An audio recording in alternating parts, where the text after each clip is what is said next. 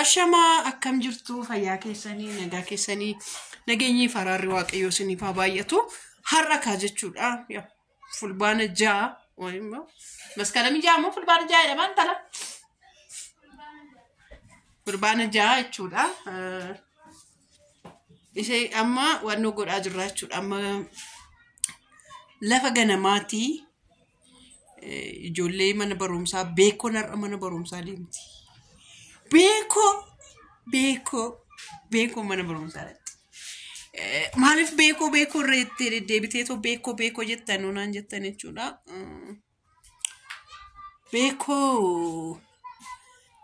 dhaloota isaarraa ka'ee qormaatumaan jira amma yoona jechuudha. Amma yoona kana ga'utti waaqayyumatu irra ceesisee asiin nu gahe jechuudha. Dhugaa rabbii jalqabuma dhaloota isaarratti namni ciniinsuu mana keessatti namatti dhufu namni tokko na biran jiru namni tokko na biran jiru ciniinsuu natti dhufee mucaan mataadhaan seeraamikii irratti lafa dha'ee ture jechuudha. Kun seeraamikii mana kanaa irratti lafa dha'ee ture isarra immoo dabarree waaqayyoon gargaaree jennee isarra dabarree teenye gaafa gultii jaa dhannisaa bicaa ta'ee jedhan. Dhannisaa bicaa ta'ee jedhan immoo keelloo bicaanus keelloo ta'ee naan jedhan immoo mana hakimii cararii rukutuu qaba wayin immoo jedhanii isheedhamee aduu naa rukutudhamee aduu keessatti immoo rukutuudhaan irra turre jechuudha. Yaa bara corona dhalate beekon beektu bara bara bankaraa san dhalate jechuudha. Isarra immoo darbinee inni sasammoo fayyee jennee hamiin jennee fayyee jennee gaafa immoo asgee yannoo jennu immoo waggaa tokkoffaa isaa irratti immoo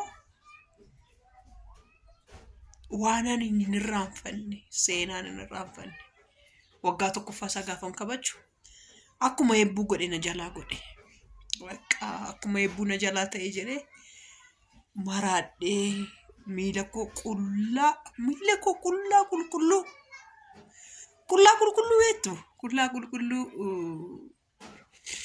mana hakimii keessa oolee xiqqooshee obbaree wannoodhee amma inni obbarutti bakka heebbuudhuma akkuma eebbuu koo ta'e jedhee baay'ee samii fi lafatu natti dukkanaa'e jechuudha. Isuma dhugaa koosanii jira jechuudha. Isheen immoo isarras darbee hin dhufee hin darbee ilma darba jechuudha. Darbee ilmaas ga'ee kana jidduutti kaawwaan meeqa qormaata hedduu isaaf mana jedhamne isa guddaa hedduu waa'ee beekurratti hedduu daddabarsaa jira jechuudha. Waa'ee baay'ee hedduu dabarsee as ga'ee har'a garuu bicaanii akkas jedhan sun har'a mana barumsaa naa galmaa'ee mana barumsaa naaf seenee naaf deemaa jira. Reaaktii mana barumsaa keessa jiru immoo viidiyoo chamma dhumaatti ilaalaa naa iyyamanii na waraaba waan ta'eef jechuudha. Kanaaf mana barumsaa har'a naa galaa jechuudha. Kanaaf waaqayyoonis naa galateeffadha.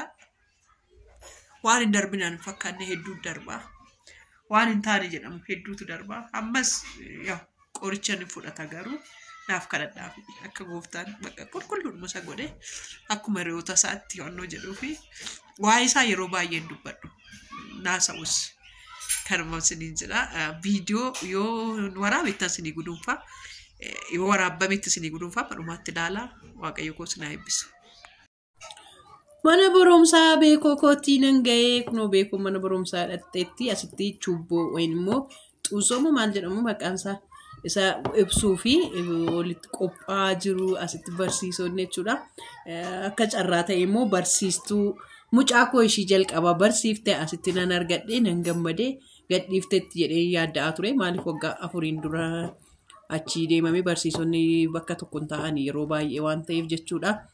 Achi nan dhufee beekoon narraa bakka daba'uu diddeetu manatti maxxantee ijoolleetti dhaqiinaa ijoollee bira dhaquu diddee almatti maxxantee toon afaan deemaa jirti jechuudha. Bakka narraa adda ba'uu dadhabde. Kun ijoolleen hundumtuu achitti nama gaddisiisu jechuudha. Haadholiin akkasitti abbootiin Ijoollee xixiqqoo shifiidhuma kana qabatanii jiru. Harki irra caalu keejii waan ta'eef jechuudha. Isa jalqabaa hundumtuu ijoollee isaa qabatee garuu ijoollee isaatti deemaa jira. Ishiin kun immoo daayirikteera isaaniiti. Haasaa nu godhaa jirti. Haasaa baga nagaan dhuftanii ijoolleedhaan jetteeni baga nagaan nu eddaniidhaniini. Gammaddaniittu eenaan gammanneeradhan. Gadditaniittu eenaan gaddineerra jedhan. Ijoollummaan kun ukkoo warqiidhuma bari. Akkasitti tokko haadholiin akkuma waan keessa dabarsan qabaatan hin bo'u. Beekuun asitti akkuma hin taane taate ijoolletti siqaa jirti. Akkuma hin taane taate jechuudha. Ijoolletti siqaa jirti. Ija keessas na ilaalti. Daandii irratti viidiyoo si waraabannan viidiyoo naa waraabamuu diddee. Asiif achi deemi taphaddoonnaan na diddee. Ijoolleen kutaa eeggannoo keessa fiiganii taphataa jiru. Maal keessa olii gadi fiigaa jiru. Ishiin garuu narraa adda bahuu diddee bakka. Apheedhuma taatee natti qabamtee jechuudha. Viidiyoon mayyuu isa waraabbataa jiruyyuu akkuma aphee taatee natti qabamtee jechuudha. Baga nagaan ijoolleedhaaf waggaa akkasitti haasaa godhan namatti hin tolu. Nuyi koo baddanii asii jedhanii dullaadhaan nu ari'uu turanii dur. Amma garuu barri jijjiiramtee ijoolleedhaan baga nagaan dhuftanii jedhama. Maatiidhaaf ergaan hin kennamaa. Baga nagaan dhuftanii baga wannoo taatanii nuun jedhanii haala ittiin mana barumsaa keenya ijoollee keenya ittiin simachuu qabnu ijoollee keenya ittiin barsiisuu dandeenyu maal akka gochuu qabnu maatiin maal akka eeguu qabu isaan maal akka eeguu qabanii manni barumsaa keenya baay'ee gadi aanaadhaat lakkee adaraa keessan birrii buusaa nuun jedhu waan kana kan nuyi maaltu nu dhiberee jennu naan jechuu dandeessu sin. Yaa birrii buusaa. Tole jennee gara mana keenyaa dhufnee amma gara haasaa eegannu gooteen booda an hunda caala naa kufalchiisisee keejiin Finfinnee keessatti afaan Oromootiin fi afaan Amaariffaatiinis hin baratama hin beektu yoo ta'e daayirikteerittiin nan haasaa jetti haasa'uu dadhabdee. Nan haasaa jettee haasa'uu dadhabdee nan dubbadha jettee dubbachuu dadhabaa turte. Akka carraa ta'ee garuu ergaa ishii dabarfatteetti. Haalatti akka dabarfatte beektu. Akka waan darbee fuucharii darbee jechuun yaada darbee tokkotti dabarfatteetti warroota isaanii galee isaaniif gala. Warri gara afaan Oromoo baay'ee jetti. Mana barumsaa baay'eerraa nuti ijoolleen nuti baay'atanitti ijoolleen nuti baay'atanii faraqaan godhamuu danda'a jedhaarti. Waan meeqa nuun jetti seetan kaasetti nutti falmaadhuma jirti. Maatiin immoo afaan mabanee irratti dhaggeeffataa jira jechuudha mana barumsaa keenya. Daabboon garuu maaliif nu muruu didanii gisee handooniif akkoo daabboo barri baraama baritti jijjiiramti gisee handooniif akkoo daabboo nu muraniiti. Karameellaa fa'aa nuu kennaniiti ijoolleedhaaf karameellaa weelkaamii fidanii dhufan. Barri jijjiiramte amma garuu weelkaamii harkumaan nuu godhan. Isarrayyuu immoo weelkaamii immoo waraabaratti bara keenyaa nuu weelkaamiyyuu nuun hin jenne. Bara ammaa immoo weelkaam jedhanii kanas hin jennaka. Oolmaan keenyaarraa mana barumsaa beekoo konaa galuu naaf galateeffadha. Waan hin gaamne namatti fakkaata. Waan iddoo kana hin gaamne namatti fakkaataa ture. Anas naagaa jedheetu yaadaan turre dhugaa rabbii waaqayyo waan na gargaareef waan na godheef galanni isaaf haa ta'u.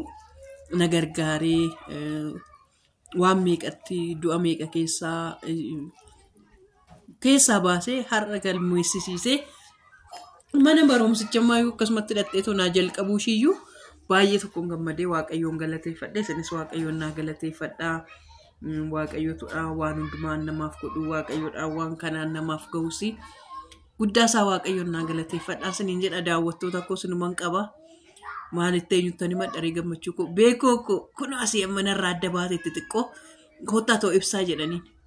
Kottaa too cuubboo ibsaa jennaan dhaqxee ibsuus barbaaddeetti garuu sodaattee hin didde hin barbaadottee na diddee jechuun ijoollee warra kaan naqanii ibsuu fi nama akka haadha naqanii nama sadi argame jechuudha. Nama meeqa keejii tokko keejii lama keejii sadi olirraa akka fuudhan jedhanii maal jedhama toosoo jedhama waanuma isaayyuu hin beeku jechuudha. Cuubboo maqqabaabal isa jedhan jechuudha. Nakas godhaa jiru wal ibsuuf jechuudha asitti. Beekishaan kun malaaltee jechuudha. Hubatteetu malaalaa jirti. Maal taatee immoo boossaa beekuu ko. Maaloo hiikamuchuuf iyyuu dide maaliif hiikuu? Asitti garuu naaf hin galle. Inni kamaayii maaliif hiikaa jiru? Beekoon koo inuma ilaalti kaachuudha manarraa baala ishii lakkaawwataa jirti achi dhaabattee jechuudha. Qabsiisuudhaafi. Nan gammade dhugaa kan immoo ijoolletti nama kamtummoo waanuma meeqa nama gammachiisa seetanii. Waanuma meeqa akka nama gammachiisu isa kunuma ilaaluuf. Eenyuun fa'aa qabsiisa kaamma qola. Mee kana hiika isaa beektu maaliif walitti dhahamee maaliif hiiku garuu naaf galuu dide. Waan isaa naa galuu dide.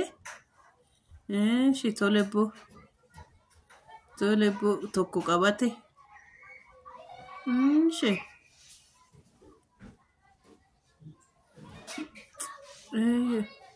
Inni dhuu jennaan hiikuu bee yaa rabbii koo akka boba'uuf immoo maaliif garuu.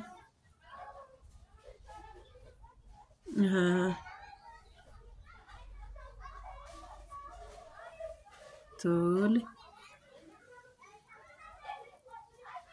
Naagalu dideetanii waan isaa wallaalee afaan banee ilaalaa jira bar. Maaliif akka isaanii hiikaa jiranis naaf hin galle dhugaa.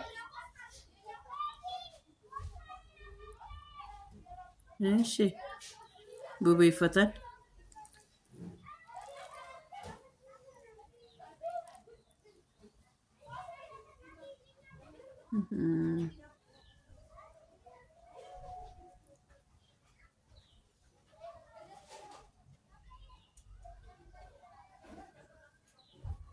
Harka walitti dhoofti beekoon.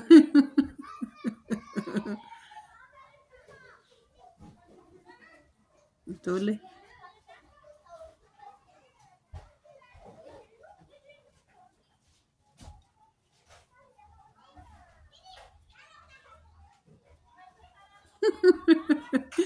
Waan isaa waan naan galleeffanii daawwattu tokko jechuudha. Walitti kennaa jiru. Ishiin kun ishii isaanitti kennite. Ishiin kun immoo ishii kanatti kennite jechuudha. Bakka ol harkaa fuudhan. KG1 KG2tti kennite. KG3tti kennite. KG3 immoo KG1tti kennite jechuudha.